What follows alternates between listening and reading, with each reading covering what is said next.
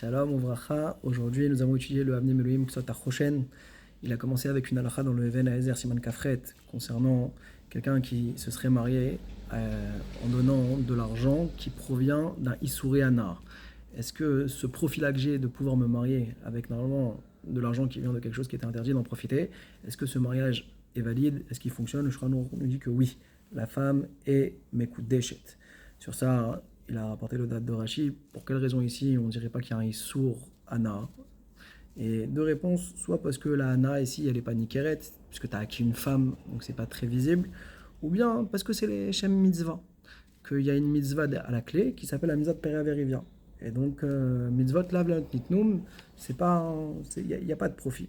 Il veut dire que ce serait que Bedi Avad que ça marcherait. Mais les Khatrila, on n'aurait pas le droit de faire une chose pareille. Par la suite, il va développer la Shita du Rajba. Le Rajba, lui, il dit le Avnei Ulim, il veut faire une différence. Quand il y a un profit dans le corps et lorsqu'il n'y en a pas. S'il y a Enanat Tagouf dans la mitzvah, comme par exemple le cas de celui qui va faire un éder de ne pas profiter de son ami et que le copain il va lui sonner les tkeot shofar, alors là il dit dans ce cas-là, c'est évident que c'est permis parce que mitzvot lave la note nitnum. Par contre, lorsqu'il va y avoir un profit du corps au moment de la réalisation de la mitzvah, alors là ça va être différent. Si c'est possible de le faire à l'idée acher, alors là on dira que non, on ne dira pas le principe que mitzvot lave not nitnum à ce moment-là. Donc ça c'est par exemple le cas de celui qui va faire le neder, Ana Tashmishi Alai, je m'interdis le plaisir de la relation, étant donné que la mitzvah de Périvia elle peut être faite avec quelqu'un d'autre, avec une autre femme, donc ça sera assour. Donc en tout cas, qu'est-ce qui ressort de ce Rajba? C'est qu'on voit qu'il y a une possibilité d'être né, même au moment de la mitzvah. Le Avnei Elohim va rapporter une stira dans le Rajba entre ce qu'il dit dans Maseret Souka, où là-bas il dit que une personne il ne faut pas que le corps y profite, surtout pas.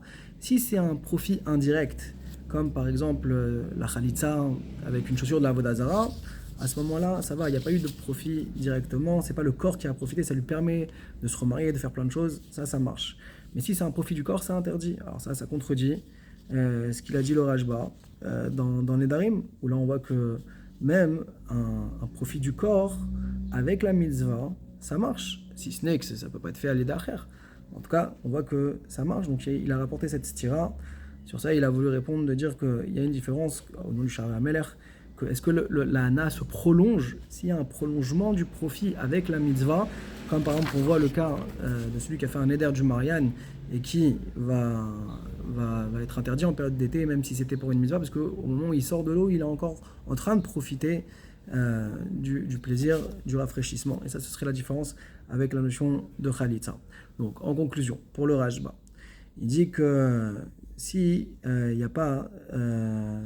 a Anad Goufo avec la mitzvah, alors s'il n'y a pas, Anad Goufo avec la mitzvah, ça marche. D'accord, dans tous les cas.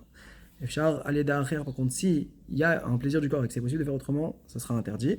Et donc, c'est pour ça qu'en conclusion, il veut dire que pour le Rajba, quelqu'un qui aurait fait du skar avec des souris à Na'a. Alors, même d'après le Rajba, ce serait interdit.